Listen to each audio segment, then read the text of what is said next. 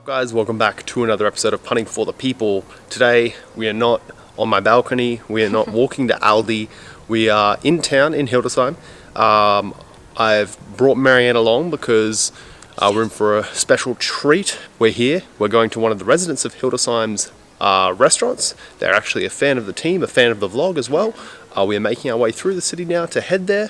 We're going to sit down, have some really nice food, have some really nice chats, and just have another great vlog. So let's go.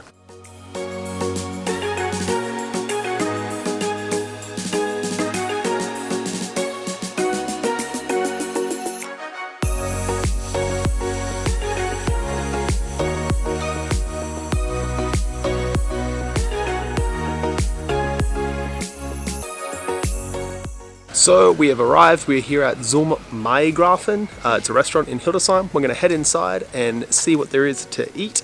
If you are not subscribed to the channel, please consider subscribing. If you like the video later on, please leave a thumbs up and share it around. But we're about to head inside.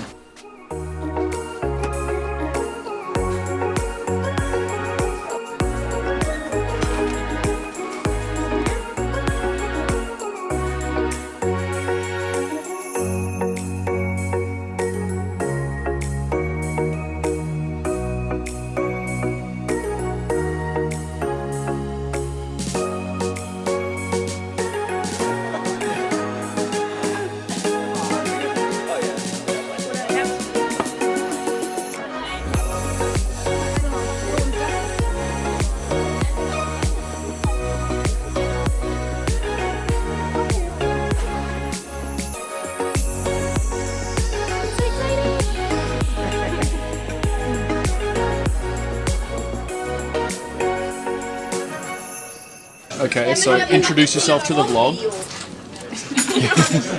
One moment. Yeah. Hold on, I'll say in German. Is it Wie heißt du? Wie heißt du? Nils. Ich heiße Miri. Oh, Miri's parents own Maigrafen,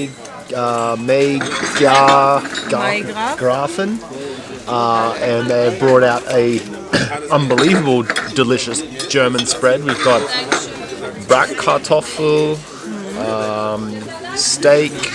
We've got, is it Puten schnitzel with cornflake, like crust, Schweinschnitzel. This one was special. This is kind of like Austria specialty. Karfelspitz. And then we've got a special one over there that I'll grab soon. But that, we've got beer. I went with Schwarzbier. Marianne's having a alcohol-free wine.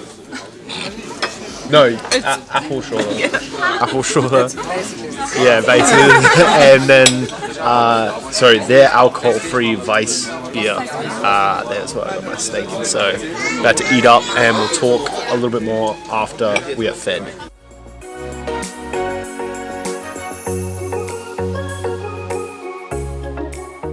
And so everything for this restaurant is done out of this tiny space, and like you can see, like if I'm here and take one step to my side, yeah, look, you can see how small this place is.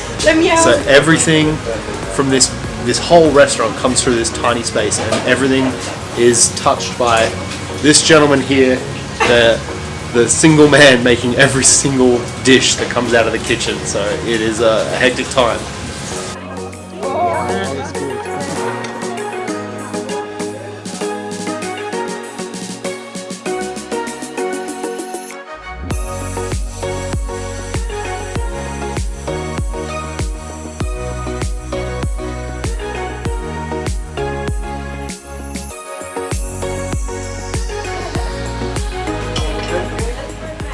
So we are in the belly of the beast, the kitchen of Maigrafen, and we are currently getting our dessert made. We're getting traditional Pfannkuchen, which is German-style pancakes.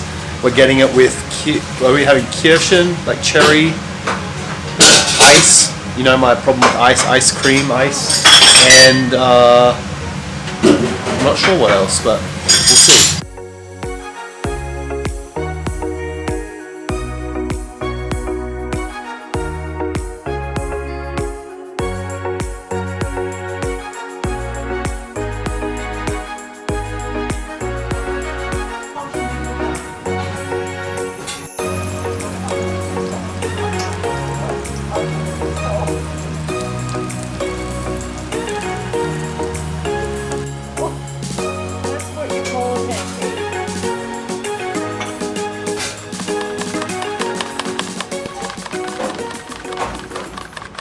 traditional German desserts?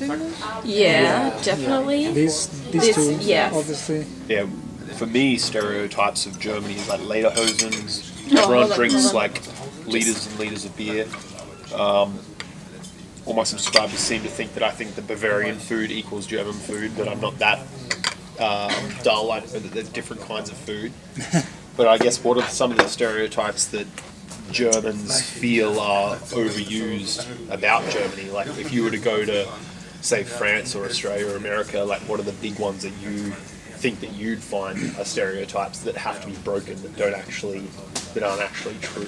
I think they are The Bavarian. the Bavarian thing. Yeah. Yeah. It's I can't hear it anymore. I think me personally, I really like the Bavarian food and beer, Yeah. but it's not in whole Germany. Yeah. I think the northern more parts, they drink entirely different kind of beer. So Yeah. we got the different beers, and we all, I think, as a country, we drink very much beer. It's not like in France you got a wine, but Germans are drinking beer a lot, and that's a true superstition. But we don't. Not just like beer for breakfast, lunch, and dinner. No, No. it's always after 4 p.m. It's Not always. Not always. it originated because the monks and the monasteries, they aren't Yeah. allowed to eat food while the sun is up in some part of the year. So they got the wheat from the fields and they brew the beer with it, so they can eat something. Yeah. Du There's musst like aber a- auch dazu erzählen, dass nur das Biertrinken angefangen haben, weil das Wasser in den Städten nicht trinken konnten. It's like there was a law in one of my past videos when I was drinking beer. Someone mentioned there's a law that's been unchanged in Germany for so 500 years, yeah. long. Yeah, it's like It's not- 1575 or something, where it has to be a certain amount of this, and this in beer for Now, it to be the, sellable. The amount is changeable, but it only has to be three Three ingredients. Yeah, three ingredients. Yeah. Otherwise, it isn't allowed to call beer. Is there like probably when it comes to like Germans in cinema, like when it comes to like people putting on German accents or playing Germans in movies, do you find that there's like stereotypes when it comes to how Germans are portrayed in that way? Like, Yeah. like obviously I saw something the other Yes. day about Germans always being portrayed as the villains, and like obviously Yeah. people say like Germans have no Yes. sense of humor, which I think is completely not true. I think some of the funniest people I know are Germans, and I think Australians have less sense of humor a lot of the time. But do you find in like cinema or like certain people that have moved out of the country make people think of Germans certain ways? You gotta do this and this and this. Like rules, Yes. or you can't do it. And in every other country is like, oh, we just do it. We do think siesta. We do this. We do. That's another thing with the no one stereotypes, cares. because everyone obviously knows how structured Germany is. Maybe that's why the stereotype of being serious comes into it. Like obviously Yes. everyone follows rules here, but that We doesn't don't mean have that fun they're because super of the serious rules. people. Yeah. That's like in Australia, if you have a car, if you buy it used, the next time you have to get it like safety certified is when you sell it. So you could be a 15-year-old car, and as long as it drives from A to It's B so and crazy. the lights work. It's like the Autobahn that we talked about with one of the other imports about the whole you must drive in the right lane as much as you can unless you're overtaking going to the next lane. The next Yeah. lane it's the speed free zone when it's speed free on the Autobahn. And in Australia it's like the fast lane is, because we drive on the opposite side of the road, so the fast lane is the right lane. But outside of that it's fair game. There's no you must be in this lane, so it's Yeah. you can go into the left lane to overtake and then come back out to the right lane. So it's like is it a written law about staying in the right Yes. lane? Yes. It is? Yes. Okay, I Yes. wasn't It sure is. it was an unwritten law or a law. So like that's something that you guys have. So it's like so structured, Yeah. but With all the signs at the streets. and then you guys are allowed to drink in public. In Australia, you can't drink, even have an open bottle in public, which I find really weird. The drinking in the public is just because it's a part of our culture. Yeah. You can drink here with age of 16, beer and wine, just not hard liquors. And I think you can't. Maybe you should take it away, but you can't take it away because the party the political party that would do it, they would never be voted again. Yeah. So it just stays the same, and it's the same that you can drive even after you drank some beer and wine. But I find it weird that like Australia, like our culture is not so much raised around beer and alcohol, but a big thing of our culture, and you look at like the whole advertising, put a shrimp on the barbie, like everyone has barbecues in Australia and everyone has outdoor things, like our Christmas time, everyone goes to the beach and has barbecues and everyone who has a barbecue has a beer or generally everyone drinks when they're having a barbecue, which is in public. And if a policeman was really unkind and came down to the park, he could write everyone up for like $150 fine for drinking in public. And here it's like just normal, like Normal, yeah. And I remember like it was only until it was maybe 2 or 3 months after I got to Germany where I actually got told like it's allowed, because every time we go outside of the apartment I'd be like do we have to hide this? Like, are we just going to throw these away as soon as we can? Do we have to put it in the bag? And then I think like it was in only we got on the tram and everyone was like, okay, we have to throw them away now because they're not allowed on the tram. And I was like, oh, can you drink in public? And they're like, yeah, it's fine. So Punctuality. Yes. When we meet for 8 p.m., Yes. we are meeting at 8 p.m. Yeah. Better 5 minutes Yes. before. 5 Minuten vor der Zeit ist der Soldatenspünktlichkeit. 5 minutes early is on time. Yeah. If you're on time, you're late. That kind of thing. Don't let anyone wait for you, because you're not that important that they should wait for you. That's like, I think Australia, we're kind of laid back when it comes to work and that kind of thing, but we're still very much like you're on time, like 5 minutes. So like if I have to be somewhere for football at 5:30, I'm there before 5:30. Like it's something that I think is more, for me it's just like a personal thing, but I know what you mean. Like if you're on time, you're late is like a huge thing, is punctuality. And then also, I think I've talked about it in my videos before, like if you make plans, you make plans here. Like it's not, in Australia it's a bit more up in the air, like, oh, we should hang out next week. It's like, oh yeah, like cool, like, you know, if I want to, I'll text you like on Friday. Whereas here it's like, oh, we should hang out next week, and you go, yeah, like for sure. Like that's When and we're where. hanging out. Like we're hanging out. That's an appointment. just because that's it. we never have time. Like But we it work also from comes 9 to back 5 and we never have time, so you have to have an appointment It also set. it comes back to structure, Otherwise- like rules, and what's Germany's used to is having structure around their days with everything else. So a yes is a yes, a no is a no. I think recycling here is huge. Recycling. You look like in Australia, you've got a green bin and a yellow bin, and plastic glass. Everything goes in the yellow bin. You don't put them in bags or anything like that, because it's just they pick that up and take it to the recycling plant. I secretly just think they put it in the same spot, because they're like the white glass and the brown and green glass, like recycling, actually even just separating your coloured glasses. Don't have that in Australia. Like you just throw all your glass in the yellow bin. In the fund. That's something that we've actually just started bringing in Australia, but it's not.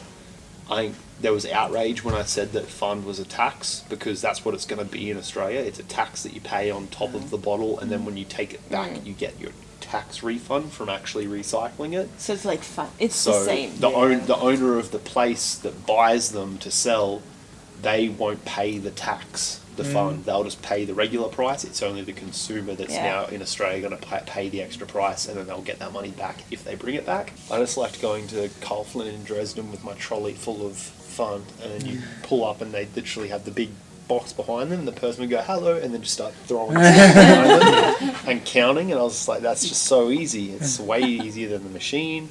It's way easier than throwing it out and not getting money back. I remember one time I think I got like 14 euros or 15 euros back.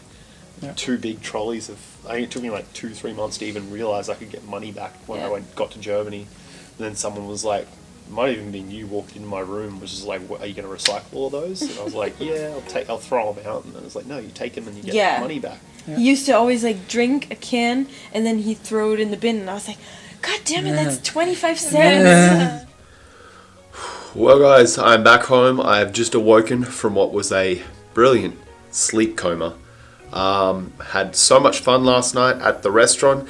Anyone coming to Hildesheim, anyone in Hildesheim, please consider going to Zum Maigrafen for lunch or dinner. It was delicious. The food was great. Everything was great. And it is all made by hand by lovely husband and wife, own the business, and we got to sit down, chat with them, talk with them. It was absolutely great. Cannot recommend it enough. It was also good. We got to sit down, talk. We talked about cultural differences, German stereotypes, football, life in general. It was just a lot of fun. So cannot stress enough how great the restaurant is. And yeah, it was just amazing. It was the first time, but definitely won't be the last time that I go there. So that is the vlog. We went and had a beautiful dinner, sat down, had a great chat with some friends, and just had a good night. So beautiful food, beautiful company, and good chat. So that is it, guys. Thank you so much for watching. If you are not subscribed, please consider subscribing to the channel below. If you liked the video, please leave a thumbs up, comment away. I feel like I'm getting to everyone's comments and getting feedback to everyone. And if you have any suggestions for the channel, please let me know. But other than that, it is towards the end of the week. We're getting ready for a big road game against Kiel. And next vlog will probably be the game day vlog, which I'm hoping is going to be one of my best game day vlogs yet. So we'll wait and see. But guys, my name is Jacob. This is Punting for the People. Thank you so much for watching, and I will see you next time.